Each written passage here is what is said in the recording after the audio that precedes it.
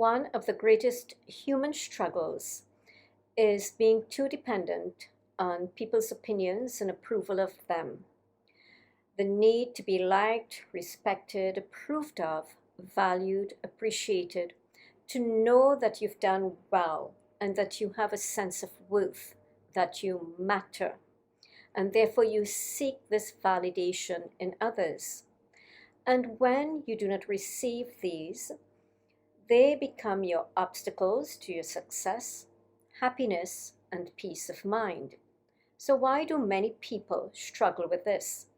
It is simply because they do not know how to maneuver their way through such an obstacle course. And for those who do know, most of them only know how to do so within the context of achieving success. So their attitude may tend to be, I don't care about what those critics or haters have to say about me. I don't care what they think of me. That is irrelevant to my goal. I am going to stay focused on me and what I want to achieve. Now, this is excellent. This is fine. But it doesn't merely start and end here, because you could still end up having revengeful, resentful, and evil thoughts toward your critics, your haters. And this will not make you any better than them. I will guide you to deal with those who are against you, your haters, your critics, your opponents, your enemies, on a very practical level, but also I want to help you take it to the next level in such a way that you grow spiritually and evolve consciously, because that's your purpose here on earth, not just to have a good time or to struggle in life. So let's go for that drive along that obstacle course so that we know how to become a winner in the end.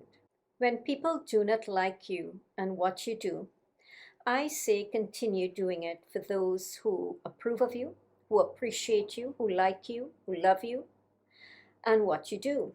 As long as what you do is not intentionally destructive or harmful, but actually adds value to your life and to others.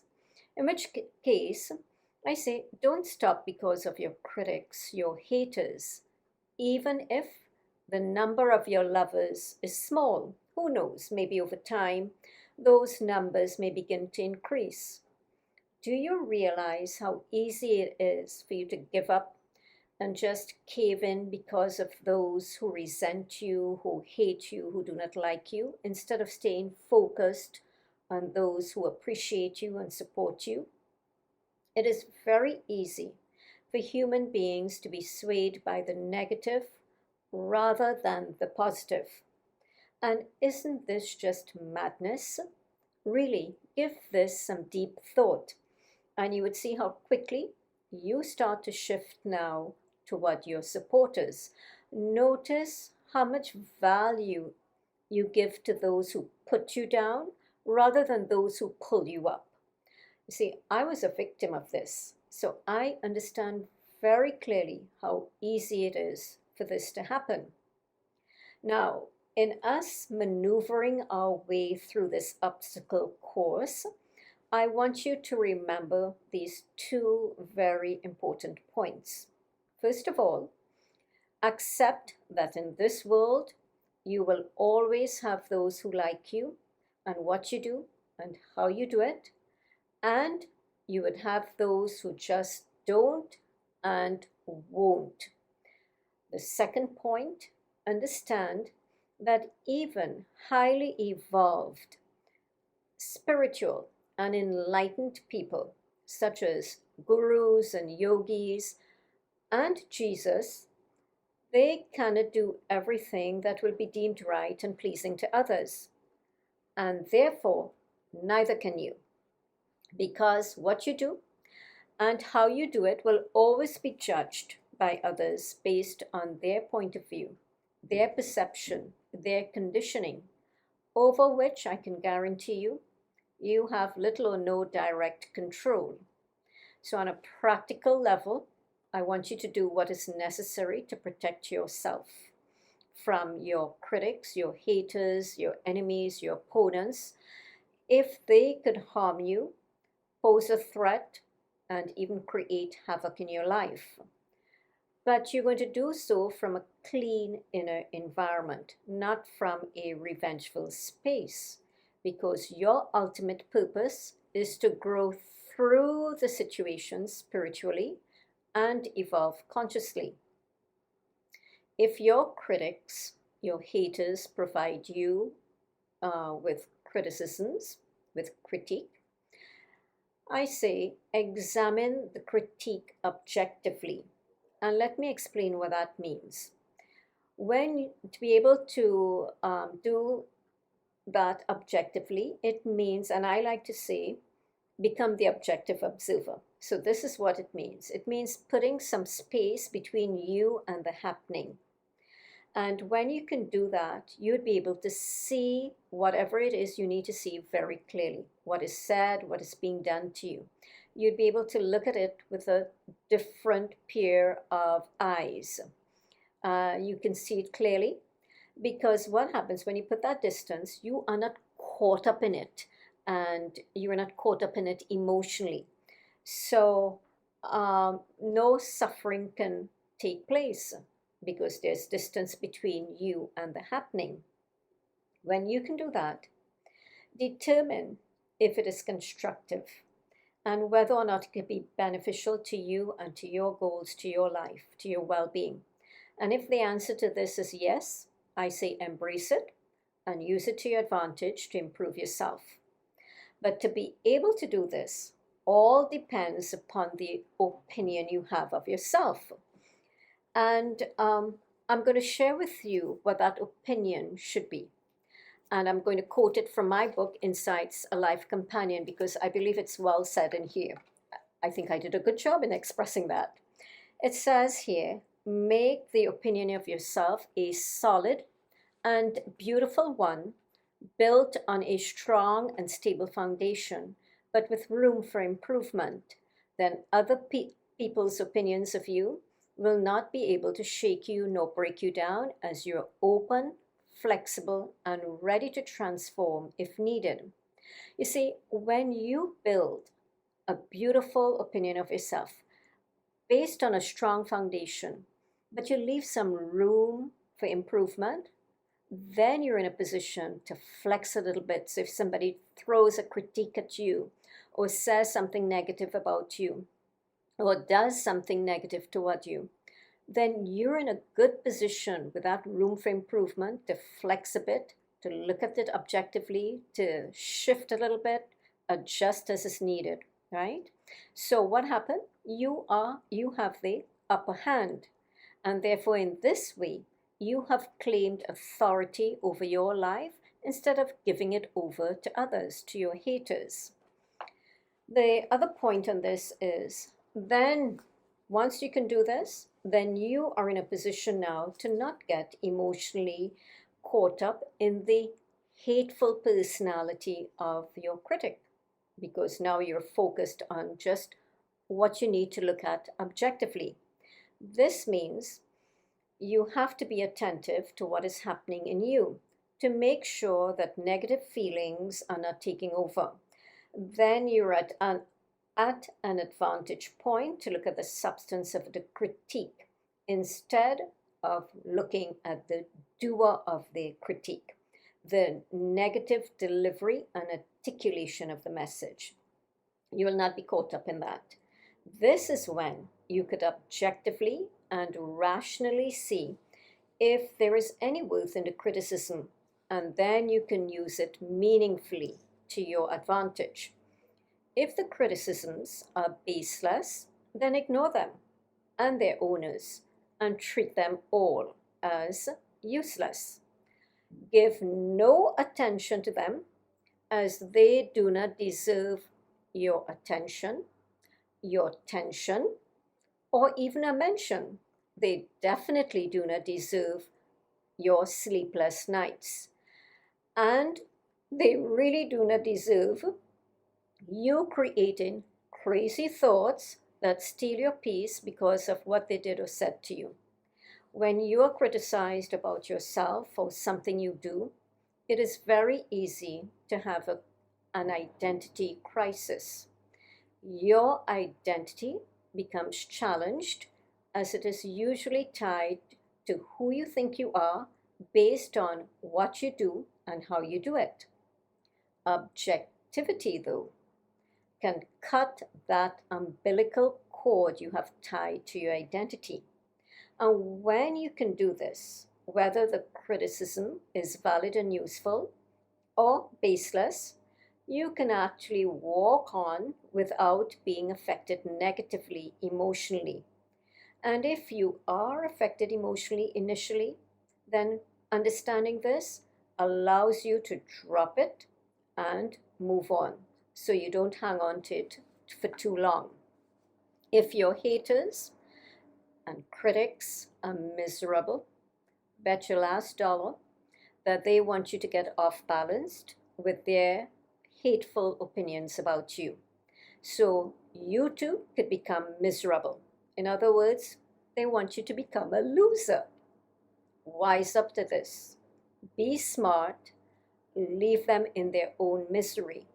They are not worth you joining them in their misery.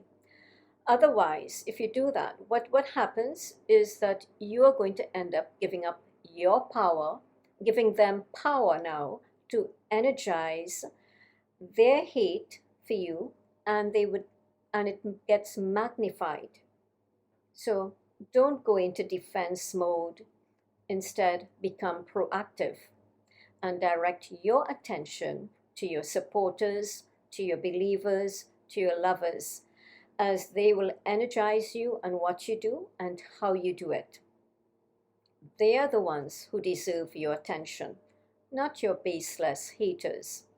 So you give your power to the lovers because they will energize you and what you do. Why is it some people are bitter and very hostile and vicious in their criticisms? It mainly because they may have had a toxic background from childhood, so it was the way they were brought up. They could have even been grown up in an environment that bred in them insecurities, and therefore they do not know how to express their difference of opinion in an elevated manner rather than a condescending way, because the only way they can stand out is to put others down. Nobody may have taught them any better. They didn't learn any better for themselves either. Their style of articulation of criticism may actually be their way to seek attention and support, but what they fail to realize is that they will draw in people just like them who will be no better in nature and tendency. So they'll be drawing in other haters, and that will just increase their negativity in them.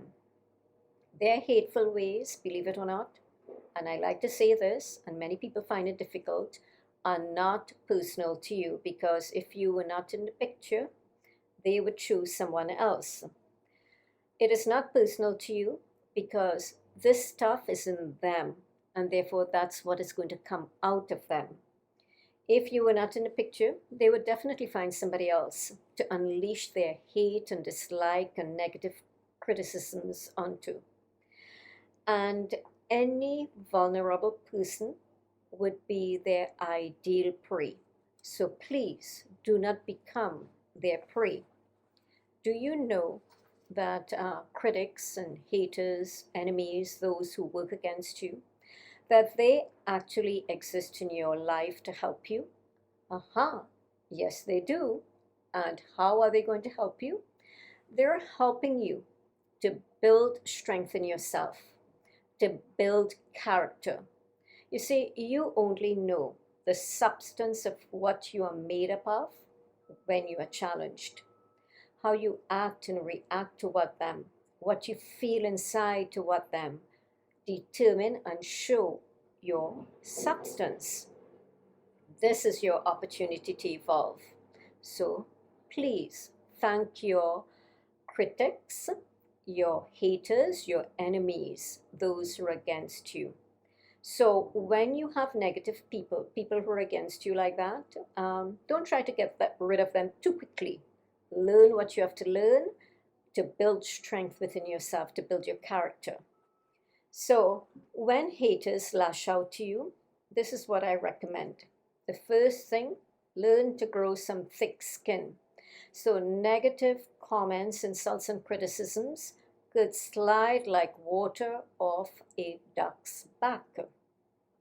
But, and this is my little caveat to you, I love my little caveats actually, never let that skin grow too thick to prevent you from listening and considering people's legitimate concerns. And do not become too closed off to learning and adjusting when and as needed. Do not stoop to the low level of your haters, reacting in the same manner as they are behaving toward you. Do not become disrespectful like them. Do not ever drop your standard and become negative like them. And do not assassinate their character deliberately in retaliation to prove yourself right. Always remember, karma is at work. And do not do anything that will defame their character falsely. Handle the situation with dignity and grace, which would more than likely command respect while furthering your goals or mission. Seek more harmonious options if possible. You may even end up being a you may even end up winning over your opponents. If you don't, you will still end up being a winner. Why? Because you carried yourself gracefully, even though you may have had to take firm and practical steps. When you apply these, what you end up doing is channeling your energy in a direction that undisputedly makes you look like the good one in the eyes of people who have wonderful character, great character.